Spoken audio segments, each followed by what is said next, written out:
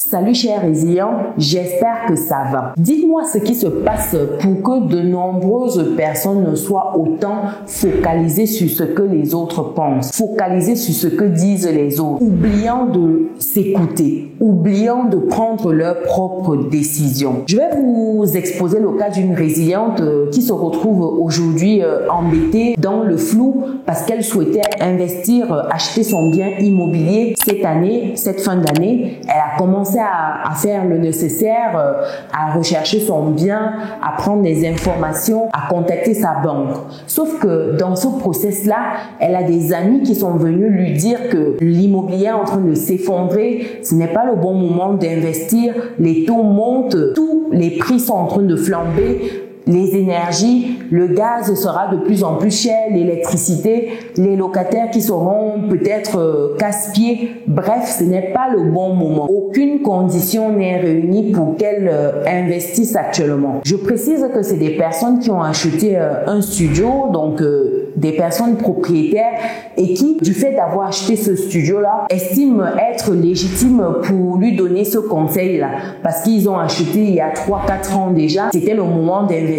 Maintenant, il faut attendre que la tempête passe avant de se positionner. Donc, avec le discours de ses amis-là qu'elle considère beaucoup, elle se pose des questions de savoir si véritablement elle devrait poursuivre dans cette lancée-là. Est-ce qu'il ne faudrait pas qu'elle attende comme ça lui a été conseillé? J'ai envie de vous poser la question. Dites-moi, dans le cas de cette résiliente-là, qu'est-ce que vous auriez fait? Est-ce que vous allez mettre votre projet entre parenthèses sans prendre le temps de vous rassurer que c'est peut-être le bon moment, les conditions peuvent être réunies ou non? Est-ce que vous auriez mis votre projet entre parenthèses sur l'écoute des conseils de vos amis sans prendre le temps de consulter, de vous rassurer que c'est bel et bien possible, sachant que sa banque lui fait comprendre que c'est possible de lui octroyer un prêt dans sa situation. Donc, dites-moi cela dans les commentaires. Ce que je veux partager avec vous, mon analyse à moi, ça m'engage,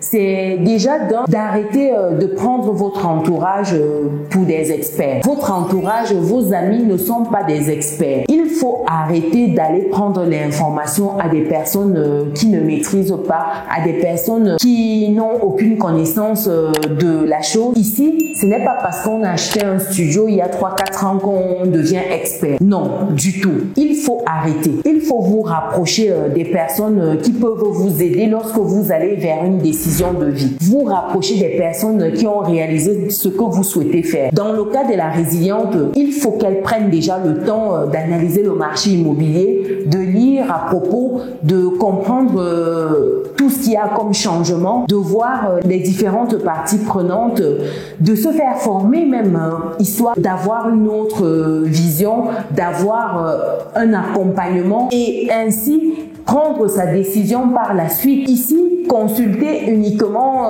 des pseudo-experts, ce n'est pas normal. Lorsque vous vous engagez dans une décision de vie, il ne faut pas écouter tout le monde. Vos amis peuvent vouloir votre bien, mais ne pas savoir ce qu'il vous faut réellement. Ne pas être dans la posture de bon conseiller. Il faut faire très attention à cela. Il y a plusieurs personnes qui se retrouvent à ne rien faire parce qu'elles ont écouté des amis. Deuxième point ici, c'est de prendre le temps de savoir ce qu'on veut réellement, de savoir pourquoi on veut le faire. Lorsqu'on entame une démarche, une certaine démarche dans la vie, il faut savoir pourquoi. Ça va permettre, lorsque vous aurez des moments de doute, des moments où on va vous conseiller différemment de ce que vous pensiez, ça va vous permettre de garder la tête froide, d'analyser froidement et de ne pas remettre tout en question simplement parce que vous avez des retours qui ne vont pas dans votre sens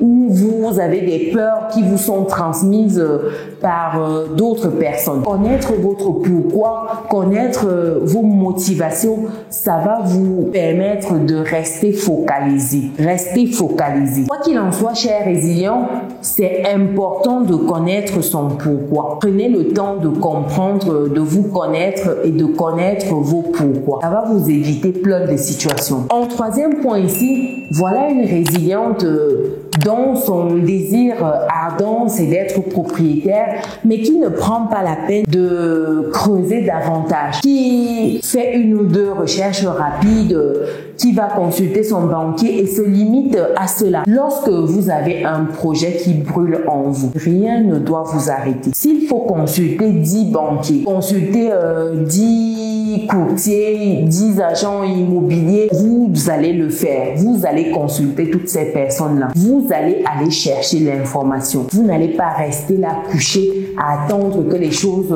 viennent à vous. Vous devez vous bouger. C'est très important ici de prendre les choses à bras le corps, d'agir, parce que dites-vous que c'est une jungle. Personne ne va venir faire les choses à votre place. Si vous voulez des résultats, vous devez agir. Vous devez sortir de votre canapé et agir.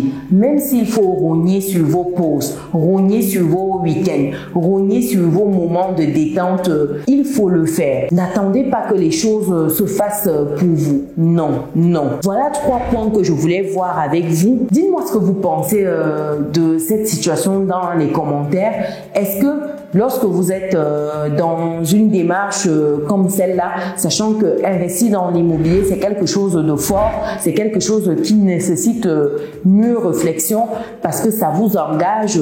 Si vous ne faites pas bien les choses, vous pouvez vous retrouver à perdre de l'argent. Et ce n'est pas l'objectif, je pense, lorsqu'on se lance dans un investissement. L'objectif, c'est de gagner de l'argent, pas d'en perdre. Donc, dites-moi ce que vous pensez de cela dans les commentaires. Pour toutes les personnes qui souhaitent se lancer dans l'investissement immobilier ou simplement acheter leur résidence principale, vous avez la possibilité de bloquer un créneau gratuitement avec moi pour parler de votre projet. Ça va vous permettre d'avoir une vision large ou d'avoir d'autres points que vous n'avez pas considérés peut-être ou dont vous n'avez même pas eu idée. Pour d'autres personnes qui me découvrent pour la première fois, je suis Chimène Nana, je suis entrepreneur, investisseur en France et en Afrique depuis quelques années et ma passion au quotidien, c'est de vous voir atteindre votre indépendance financière. Et c'est dans ce but que je partage régulièrement du contenu qualitatif sur cette chaîne afin que vous y arriviez. Si vous n'êtes pas encore dans la communauté des personnes résilientes, je pense que c'est le moment de rentrer dans notre belle communauté, de partager